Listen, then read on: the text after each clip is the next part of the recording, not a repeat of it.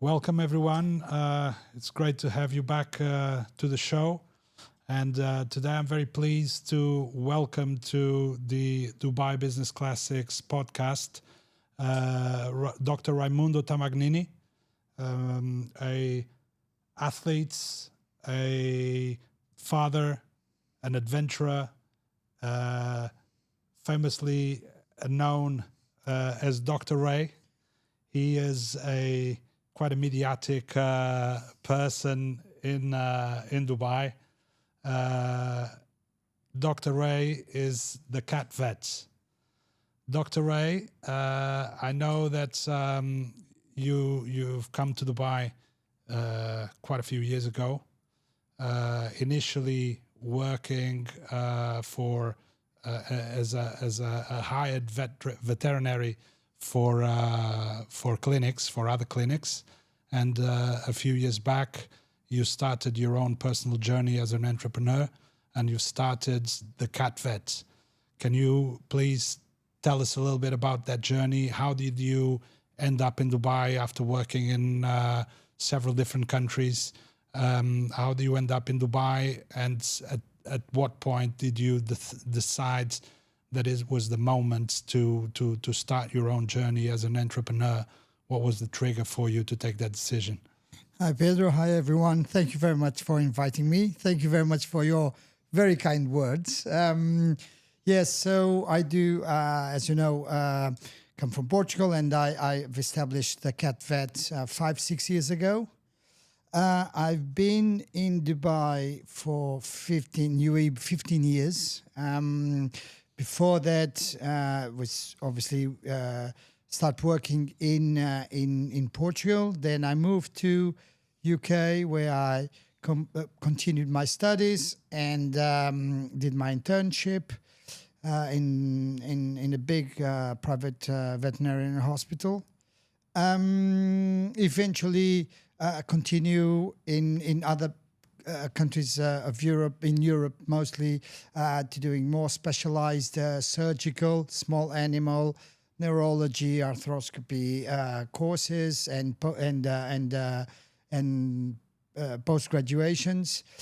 Eventually, there was the opportunity of coming to the Middle East, more specifically to Dubai. And I found it very, very interesting and challenging. I was also very curious of the culture. Was single, and I was on my own and full of dreams and energy. And I knew that professionally the industry of the veterinary industry was not at the time very well developed. Obviously, there was a few clinics, small hospitals that were not very skilled, just covering the basic medical support. And I saw it as an opportunity to come and first, obviously, put my knowledge, I wouldn't say experience, but my knowledge of all my courses. So on beginning of my professional life, wanted to give it a go and try to bring a bit more of a better quality of medical care. So was there always kind of like the idea of one day owning your own business, or you thought, I'll just go there, I'll work there, I see there's an opportunity for my skill set, and I'll just work and see what happens? Or from day one, did you think, well, this is a market where there will be opportunities for me to start my own business? Every job interview I had, I would always ask if the owner was open to give some partnership. Obviously, I start obviously enjoying and liking the country, the opportunities, and in a way, yes, I wanted to not only give what I know, but also be part of that growth, having some ideas and concepts more westernized and I would say a little bit more developed European concepts of medical care, and I wanted obviously to bring here and that therefore being being owner or co-owner of a business was always my goal. But nevertheless, as you mentioned, I start working in small clinics, then taking the role of clinical director, business expansion, bringing eventually some other colleagues from Europe to come and work with us, starting new protocols, new concepts. Overall, obviously, the Dubai and the whole UAE were growing. Was growing itself and advancing. And eventually, a few years ago, 5-6 years ago, as I was telling you, I was closing a chapter in one of the clinics, and I thought it was the right moment, the right time to give it a go as a ownership and create my own product. I had the knowledge of the market, obviously. I had the contact of the suppliers. I know... You had trust of existing clients? Yes, clients. I had my own clients.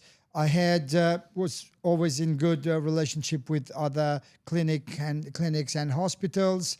Had the colleagues, staff that been working with me for several years and been following me when I was moving from of position. So I decided to give it a go, and eventually I was trying to create a concept what to do. Really, I didn't want to be just another clinic. I wanted something different. This is actually a really cool point, because I was going to go there. I always thought that the name, the Cat Vet, the branding, and your positioning, I always thought it was very smart, because I don't know a lot about that industry, but my perception is that there is not that many clinics that are specialized on a single animal, or that at least know how to communicate it so effectively like your business has done. So I'm very curious to understand if that positioning, that decision that you made on going for cats only, is this based on a market research, is it kind of like a data-driven decision, or is this more based on your passion for that animal, on your experience, on your specialization on cats only? I believe that in life, eventually, when you go to uni, you have a dream of becoming someone on that area, and when you finish and you come out to the market, and you eventually start redirect your passion, your likes a little bit more, and then eventually find yourself in doing something that you probably 20 years ago, 30 years ago, never thought about it. In my case, I'm telling you, I decided there's more cats than dogs here in the UAE. So therefore, that was another thing I was going to ask. I started to study more about it, and then I did my post-graduation by Sydney University, and then I wanted the concept of a cat-only clinic has several reasons to exist. Cats are more sensitive. Cats don't like smells. Cats don't like noises. The owners of cats feel that they are a bit more treated with more care, themselves and the cats, and not only because of that. So in fact, there's more cats and dogs, in UAE. I was doing my studies and professional development in cats. Also, it was something that would be the first one in the Middle East. It is the concept of a clinic just for animals. Obviously, you asked, they are just for falcons. It is officially the first one. Certified feline medicine clinic by the ISFM, by International I know Society. that in Dubai. I don't know if like in the whole Middle East. In the whole of Middle East. Okay. In all Middle East. We are ISFM certified as gold standard from day one. So it's the International Society of Feline Medicine, where there's something parameters that you need to achieve and complete to get to that classification. But going back, yes, so the first one, and even as the concept, as the initial investment, it is a little bit smaller. Mm-hmm. I don't need big cages because I only have small, the size of cats. I don't need, in case of a 30, 40 kilogram dog comes in, I don't need that. The equipment, the medicines, everything starts to become a little bit smaller. So for several reasons, there was the idea or the innovative or that I wanted to bring to the Middle East. Okay, a lot of people ask me, but you're going to lose the money of the dogs. But my idea was that I'm trying to do the best medical feline care. So if someone needs a second opinion, if someone has a complicated case, if someone really cares for their cat, will come to us. I sometimes give the example of the sushi restaurant. If you want a sushi restaurant, you don't go to a normal restaurant or a grill or there's pizzas. One of those that has Chinese, Japanese, exactly. Italian and Indian. We only do sushi, but it's the best sushi. So that's what we're trying to do. We only do work with cats, and we work the best way as possible. And in the end, it's a niche, but it happens to be a very large portion of the whole market, right? Indeed, Pedro. In fact, a lot of clients they were very well surprised of this concept. They had no idea that this exists. Mostly United States, UK, France, Australia. It's quite common or more common now to see clinics just for cats. But over here, people were very pleased, very, very happy. It's quiet, it's clean, odorless. It's very nice. So I read that this is a stress-free clinic. That is, you mentioned something about like the noise effect, the smells. Like it doesn't have that same kind of like impact on the animal when it comes. So it's less stressful for him to feel like he's in a foreign environment. But my question is this creating as much as an impact on the cat owners as it does on the cats? Is there kind of like something that helps to reassure the owners that this place is a little bit more cat friendly, which indirectly will be nicer for them also? Absolutely. And if the cat is stressed, the owner is stressed. If the owner is stressed, they don't listen to what we are saying, and everything gets more complicated. I'm going to tell you, since someone calls us, contact us to book an appointment, we start immediately advising how to make the trip to the vet easy, stressless, or stress-free process or experience. We advise how to carry, put a blanket over the box, give sometimes some medication before even put them in the box, leave the box in the living room 2 days before so that their pet gets used to it. Then come to the clinic, come to a quiet environment. If it's still stress, goes immediately to the consult room where it stays there.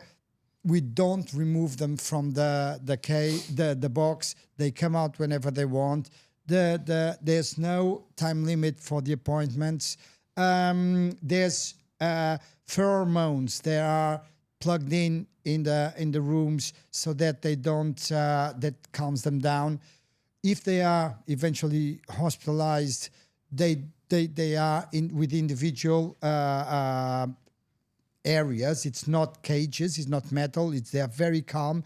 They don't see other cats. So the disposition of the hospitalization, it's a whole experience. They don't see any other cats. The way that it's calm, it's very relaxing. We interact with them as needed. If some want to play, then we play more with them. If some are more reserved and more shy, they have igloos that even in their cage they can hide and be because happy cat makes a faster recovery. And we do the updates with the owners daily. And it's something that we must try to make the experience very positive for our patients, that are the cats, and obviously for the owners themselves, to be ease of mind. Yeah. Very good. So now you have the guarantee that you only work with this type of animal.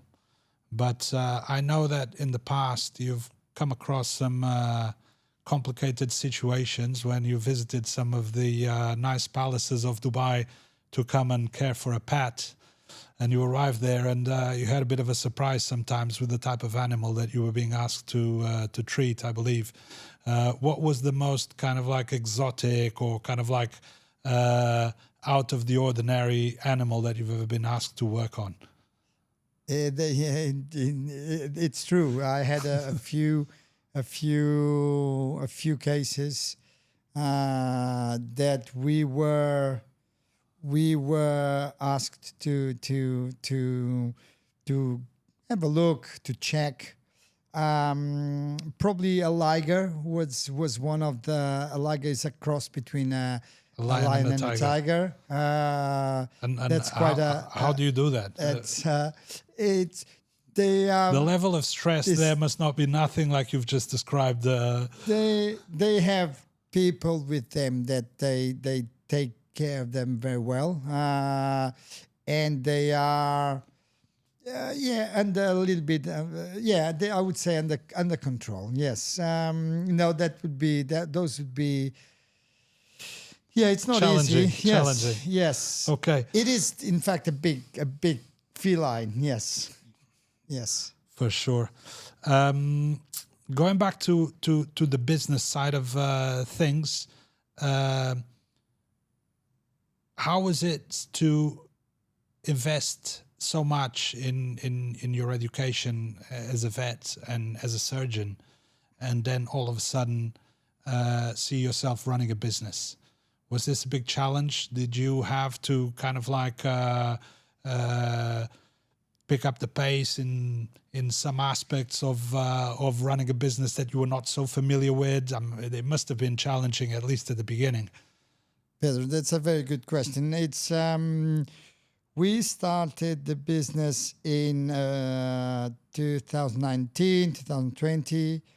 And was a little bit before COVID. We were 8 people. We were 2 vets, and obviously at that time it was easier. Obviously, it was my beginning as a signing contracts, rental contracts, paying registrations and the permits and. Payrolls. Yeah, exactly. I then contacted a couple of people that had been working with me before, that they were very happy to join me and give some of their experience on the admin and accountant side. So that was a very good help. Obviously, then we had COVID, And we kept on being busier and busier. This industry, in fact, registered worldwide an increase after the pandemic, because everyone wanted to have a pet. If that happens again, and maybe people were also spending more time with their pets, so they're being more worried about things that until then they were not. They were neglecting. Yes, correct. They would acknowledge and identify some changes because they were spending. So it was good timing to start the business. Yeah, it wasn't certain. That's why I'm saying.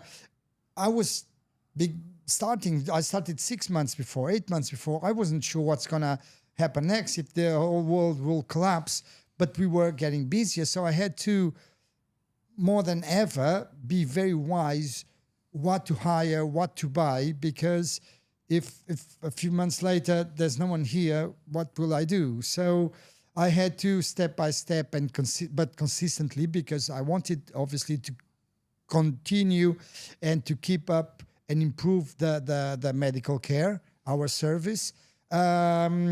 And going back to your question, it was I was learning as I was as things were going, but it took to a proportion or a size that at this point we are around 32 people. We are open 7 days a week. We have two shops that we rented. It is a big machine now, and obviously I had to extend a little bit and look for some extra help. It's no longer a family business. We had to become more professional. We need to have business plans ready. We need to make decisions of big investments. Acquisition of big and new equipment that now recently we had, like for example, a CT scan. And these are all things that I had to grow. I had to learn a little bit more, put on the side my veterinary time and move it more to a management. My team of a direct team, I have one per department, a medical director, admin director, account director, general manager, and some consultants that eventually help me. But I'm still learning. And what do you consider now most and foremost? Still a surgeon or a businessman? What is the number one responsibility in your head? Now it's businessman. Yes, I'm responsible for a lot of things and a lot of indirectly families and a quality of service and a brand now that I need to be on it. Obviously, I still do a lot of my sometimes my medical work with regular clients, older clients, or some more specific surgeries. But I've always, let me just tell you, I've always tried to, when I'm hire someone that will replace me or take most of my work, I always try them to be better than I am. So I try to hire better vets, more knowledgeable. It moves in the right direction when it comes to expertise. Yes, exactly. So that I'm not to worry if I'm not there, because as you were saying, I need to be a businessman, and I need to spend more time on that front. So now this leads me to my next question. In your introduction, I mentioned that you are an adventurer. And I know that you've climbed many different summits around the world. You've done like long enduro races on ice in like crazy places. In fact, I believe that you used to train on a treadmill inside Ski Dubai. Correct. Just to get used to the temperature, right? Yes. And then you went on this adventure of crossing the Atlantic on a rowing boat. Yeah. which took you, what, more than a month? 42 days. 42 days. So how does the businessman become so in control of his business that he can afford to do this type of stuff? It's 24/7. It's my phone calls, my emails, my messages. It's a never, So never, when never you stop. were on a boat rowing to the other side of the Atlantic, were you still answering emails? I had my brother at the time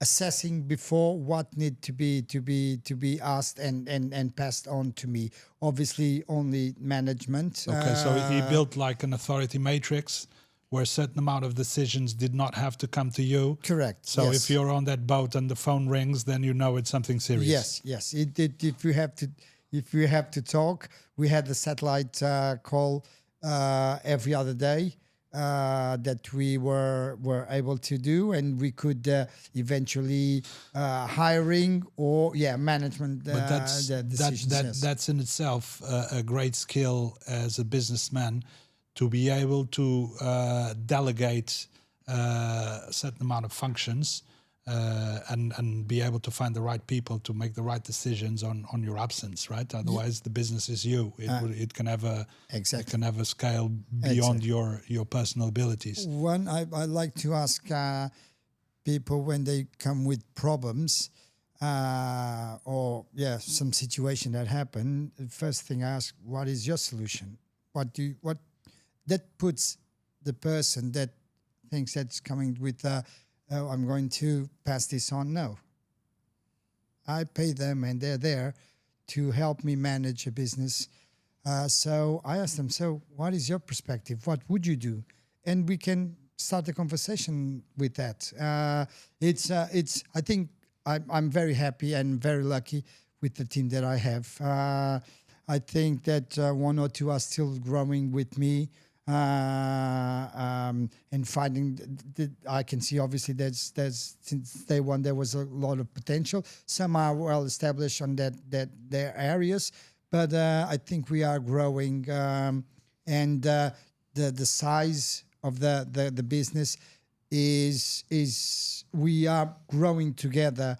So we are consolidating and our expertise as well as the business. Okay, so I think. And do you think those type of experiences that you do that push you so hard physically and mentally, like these very big challenges that you like to do, do you think it builds you up even more as a businessman? Of like when you're in those situations, you have a lot of time to think about things. Yes, correct. You think about life. So by the time you come back, do you feel like you're stronger then to keep scaling, keep growing your business, keep making it more and more successful? It does, in fact, give me a lot of time to think and process information, data, situations, go through when I'm training for hours and hours, or when I'm getting up early and driving to a place just to do these trainings, be on my own and reflect and place a strategy or approach for what is coming or what to do next. It's not only, what to do, how to solve and how to address, but at the same time, think, what do I need to go forward? What direction? Do I need more people in this department? Do I need to open a new department? What is worldwide? What's happening in the feline care? So all these things, yes. The fact that I'm on my own with my thoughts a lot of time, and sometimes with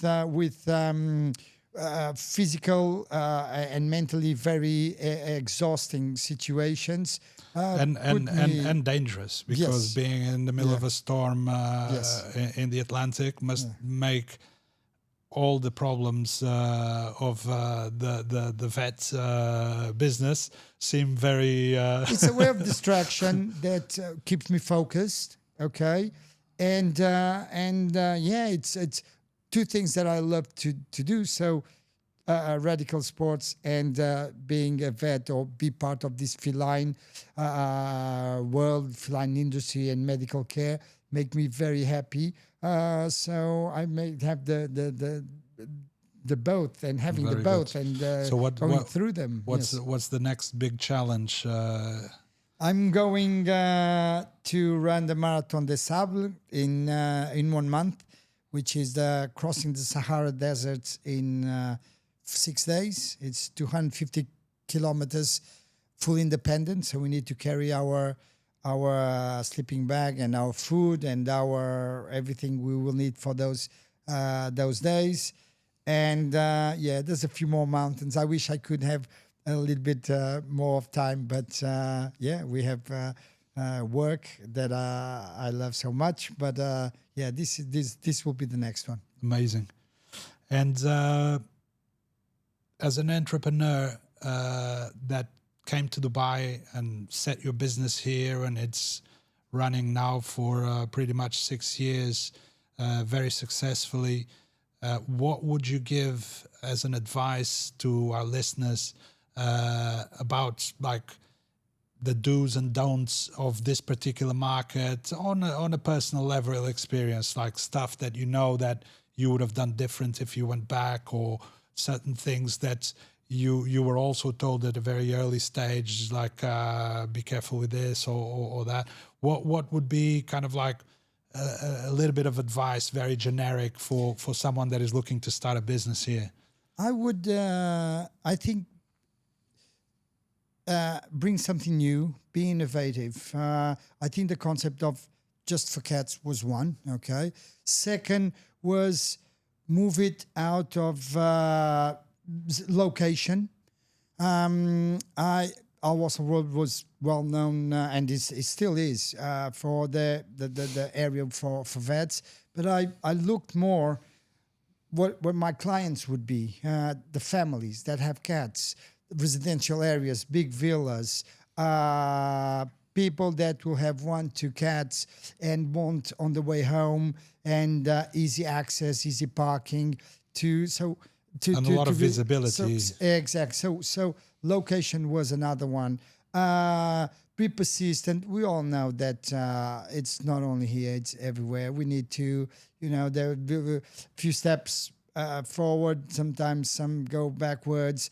That will always happen. So be persistent and consistent, and be proud of your profession and what you love to do. I think that was one thing that pushed me and the brand where we are now was trying to do the best way, the best medical care to our patients and to our clients.